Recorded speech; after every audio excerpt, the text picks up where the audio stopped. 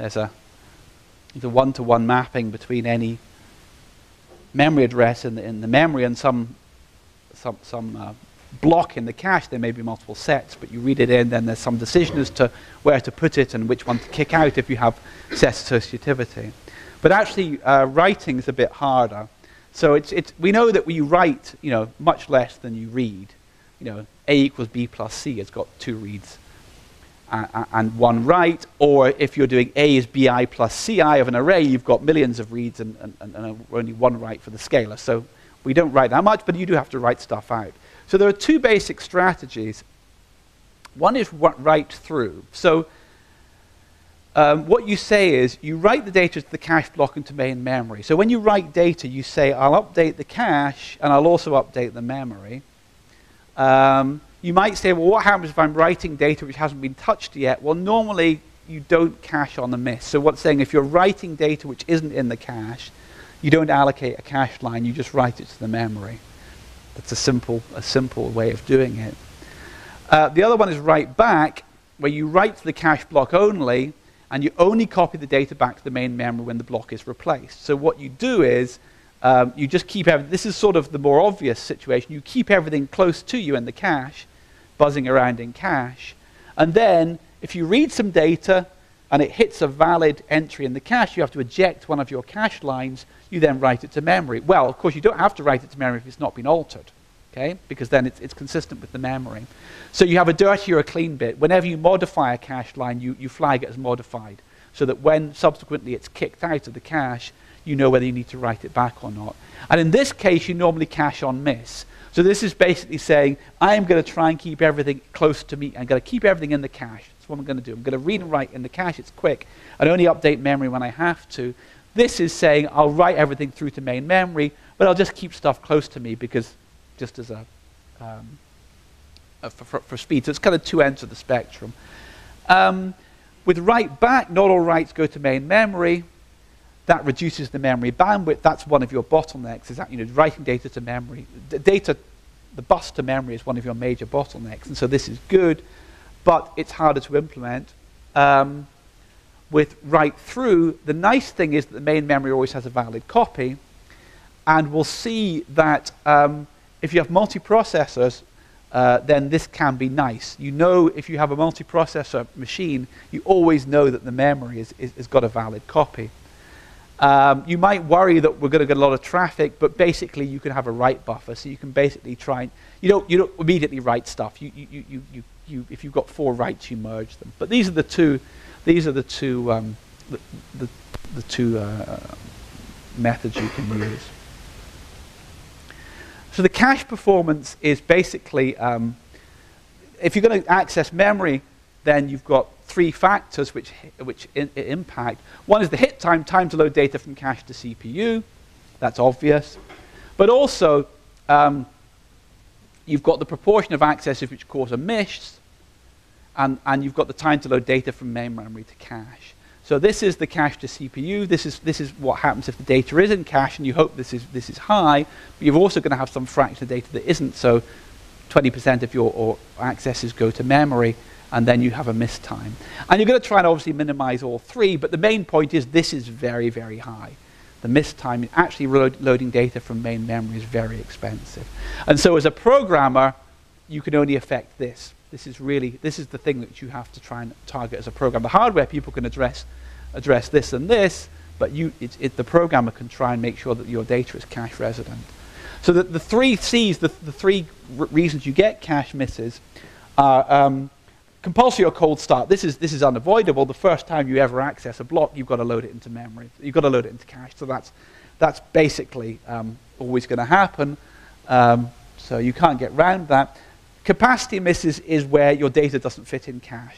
The cache is not large enough to hold all the data. So you have a 2 megabyte array and a 1 megabyte cache. If you zip through the array, by the time you get to the end, you've replaced all the stuff at the start. Now the way to avoid that in software is to do some kind of tiling. So rather than go through all the array once and then back through it again, you buzz around in smaller sections of the array. So work on the first small part of the array, work on the second part, work on the third part to try and keep stuff cache resident. The one which can kill your conflict misses caused by too many blocks mapping to the same set. You're accessing two pieces of data, and coincidentally or otherwise, they both want to live in the same place in the cache. So you read some data in the cache, you read some other data, it maps to the same place in the cache, and it gets kicked out. Now, this can be reduced if you have a high set associativity, if there's multiple places to go in, but it can still happen in extreme cases. So there are pathological cases where this happens. And the classic case where this happens is if you have a large 2D array, and you're striding down it in the, I'm going to do, well, let's assume the memory is, you've got a large 2D array, and the memory is consecutive in that direction. If you're striding down a column, you're accessing lots of data items which are a fixed amount apart. It might be 1,000 entries apart. If that maps onto your cache size, then you're going to hit a problem, because all those columns are going to try and be trying to map onto the same place in cache. So if you've got a 2D array and the leading dimension is some multiple of the cache, fits nicely with the cache size, then you're going to get problems. And I mean, that's kind of a pathology. And there are ways of doing that. There are ways of avoiding that. You can basically declare your array slightly bigger than they need to be. You know, just declare the array to be 1,030 rather than 1,024 or something like that. But you typically get this with power of 2. If you have large power of 2 arrays, this could be, actually this tends not to be a problem in real parallel codes because you have halos. So this used to be a real problem in serial codes. You know, you have 1,024 by 1,024 array, you get nasty caches that clashes that you scroll down a row or a column, you get lots of conflict misses. In modern codes, you've probably got a halo around it, you've got an MPI code. The actual array is 1,026 by 1,026, and you don't get that. So you don't actually see this as much as you used to. How do you decide the block size if you have that decision at the hardware level? I mean, if you have very large blocks, you've got fewer misses because you go and photocopy 3 pages or 4 pages rather than 1. You know, you're going to live in cache much longer. But if they're too large, you don't have as many blocks, and you can get more capacity or conflict misses for the same cache size. And also, larger blocks have a higher miss time. If you have a very large cache line, 128, 256 bytes, if you don't use every byte in there, then if you only use 1 byte of that 256, you're wasting a lot of bandwidth. Set associativity, obviously more sets reduces the number of conflict misses, unless you have a completely pathological case where you're trying to load thousands of cache lines into the same place in cache. Experiments have shown apparently that 8-way is as good as fully associative. I don't know on what test set, but I've heard this from a number of places. I don't quite know where it comes from. Somebody must have written a paper on this. 8 equals infinity, presumably. But 8 is, in practice, seem to be almost as good as fully associative. Obviously, if you have more sets, it increases the hip time. It takes you longer to find the data in cache. If you have 8 places data could be in the cache, you have to look at those 8 places before you know whether you've got it or not, and that takes you a lot of time. One way you can actually get round this slightly is to have a victim cache. If you have a pathological case, so basically, set associative cache says for each place in the cache you have multiple places you can put it, maybe 4 or 8 places. A victim cache says, I'll remember the last few cache lines I threw out. So just in case, I've got a 4-way associative cache and he wants to load 5 cache lines into one set, that 5th one will just get stuck in, and there'll be I won't shut them away, I'll remember a few extra ones just down here. So you have a small buffer which stores the most recently evicted blocks. You can get around some more pathological cases. In fact, and we'll see this quite clearly in the exercise, you think that if you run a simple streams test, you read data from memory, you will see a very clear, if you're in level 1 cache, you'll get a high bandwidth. You go to level 2, you get a lower bandwidth. You go to level 3, you get a lower bandwidth. That'll be your classic. You'll generate a curve like that. That doesn't happen. It's very much smoothed out because processors do a lot of prefetching. So you ask for xi, and it goes, well, if he's read xi, he'll probably want xi plus 1, xi plus 2. So it goes away and preloads stuff into cache. So this can be triggered at the hardware level, but maybe the hardware says, look, if he's loaded a cache line on the next cache line, he probably wants the next one. I'll start prefetching them in.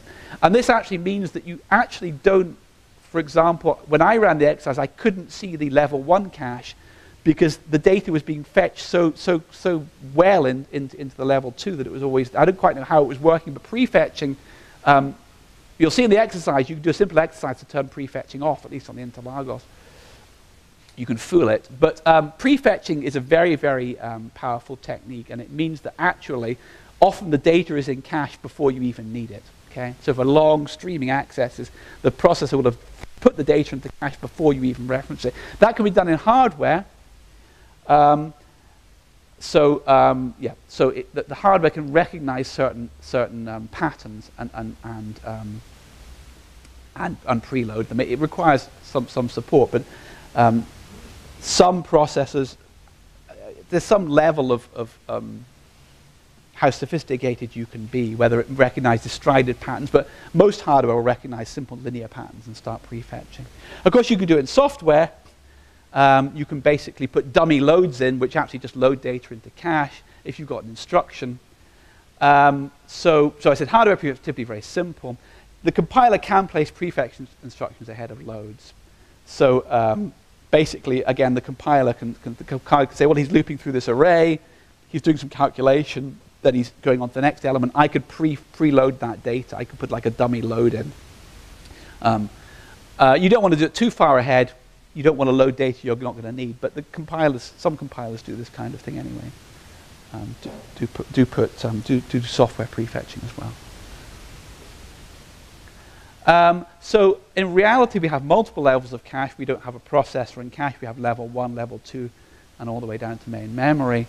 So obviously, you want them to get bigger as you go down. Otherwise, there's no point. You know, if you want something in level 1, you want it likely to be in level 2, so it's quicker. These need to get bigger as you go down for it to make sense. So second level cache should be much larger than the first. Otherwise, you know, if you miss in level 1, you'll miss in level 2. Second level cache is slower, but hopefully faster than main memory. And you can have different block sizes, though this can cause problems. Well, I don't know. I don't know how common it is on. Going back along with the DEC Alpha chip had a bigger level 2 block size than a level 1 block size, and that meant that when you thought you were doing reads, you were also doing writes. You tried to write 64 bytes into. Tried to flush 64 bytes from the level 1 cache to the level 2 cache.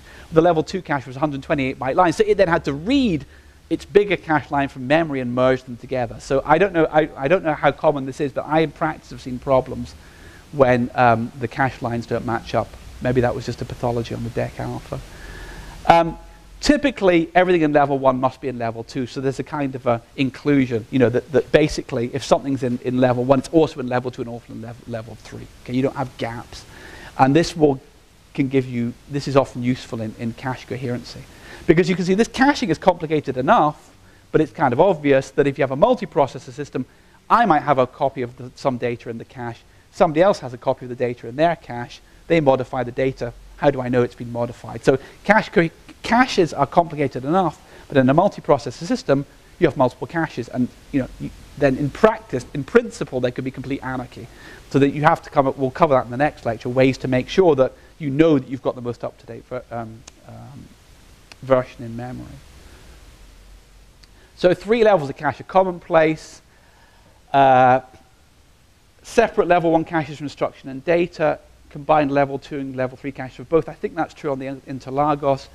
I'll try and show you a block diagram of the Interlagos processor. It won't be relevant to the next lecture. The Interlagos processor, I think, has private level 1 cache, some sharing in level 2, and the level 3 is shared across even more processors. It's quite complicated.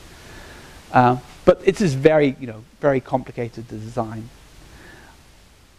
But this is the sort of generic idea of the speed and the cost goes up, registers being the best, main memory being the worst, but the capacity obviously goes up in the other direction. You might have gigabytes of memory, tens of megabytes of L3, a bit less L2, L1. When I write a program, I do have to worry if data is in cache. The whole thing about caches is the illusion with caches is that there is no cache. In your mind, the model is there are registers and there's main memory. That's the model. That's how it works, okay? That's the programming model. The implementation is much more complicated. You have data flowing up and down these intermediate caches. But the model is that you can just read and write from main memory. So functionally, you see no difference in your program. Your program works regardless of whether there's caches or not. However, if you use the caches well or not well, depending on which way you stride through memory, it can have orders of magnitude difference in the performance of your program. The first exercise was really to run, effectively just to run a streams benchmark. I did consider just using streams, but as a piece of code, streams is just a bit hairy. So I just wrote, memory exercise 4. I just wrote a simple little program which reads memory. I'm sure it's quite similar to what Neil gave out. I only have a C version, I'm afraid, but the code is so simple. I mean, if you're a Fortran programmer, it should be quite obvious what to do. So really, we're just looking at single processor things here. So if you just compile the code and run on one thread, you'll see bandwidth figures. But if you plot a graph of bandwidth against data size, the canonical thing is you'll see some kind of step function as you variously hit cache thresholds. Now, it's not quite as simple as that. But you should be able to estimate the size of the various caches, and I have the figures for the interlagos there, so we'll see if they make sense. This is an interesting one. Edit the code so the summation loop runs from n-1 to 0. So you're not reading data forwards 0 to n, you're reading it backwards n-1 to 0. You might not think that makes a lot of difference, but you'll see it does make a lot of difference. And the other thing is, you can work out what the cache block or cache line size is by using non-unit strides in the loop. So you basically, you access data here, and here, and here, and here, and here. And that's very inefficient because you're not using all the data within a cache line. But when your stride, so your memory bandwidth drops as you increase the stride. Because basically you're reading in the same amount of data, but you're only accessing half of it. But when the stride is bigger than or equal to the cache line size, then your bandwidth will be constant. So you can do a graph of memory bandwidth against stride in a loop, and quite easily get the work out the cache line size from that. You should work in the cache directory for these exercises, and the code is called cache. Update the cache, and I'll also update the memory. You might say, well, what happens if I'm writing data which hasn't been touched yet? Well, normally you don't cache on the miss. So what's saying, if you're writing data which isn't in the cache, you don't allocate a cache line, you just write it to the memory. That's a simple way of doing it. The other one is write back, where you write to the cache block only, and you only copy the data back to the main memory when the block is replaced. So what you do is, you just keep everything. This is sort of the more obvious situation. You keep everything close to you in the cache, buzzing around in cache, and then if you read some data and it hits a valid entry in the cache, you have to eject one of your cache lines. You then write it to memory. Well, of course, you don't have to write it to memory if it's not been altered, okay? Because then it's consistent with the memory. So you have a dirty or a clean bit. Whenever you modify a cache line, you flag it as modified, so that when subsequently it's kicked out of the cache, you know whether you need to write it back or not. And in this case, you normally cache on miss. So this is basically saying, I'm going to try and keep everything close to me. I'm going to keep everything in the cache. That's what I'm going to do. I'm going to read and write in the cache. It's quick. I only update memory when I have to. This is saying, I'll write everything through to main memory, but plus C has got 2 reads and 1 write. Or if you're doing A is BI plus CI of an array, you've got millions of reads and only 1 write for the scalar. So we don't write that much, but you do have to write stuff out. So there are 2 basic strategies. One is write through. So what you say is, you write the data to the cache block into main memory. So when you write data, you say, there's a one-to-one mapping between any memory address in the memory and some block in the cache. There may be multiple sets, but you read it in, then there's some decision as to where to put it and which one to kick out if you have set associativity. But actually, writing is a bit harder. So we know that we write, much less than you read. A equals B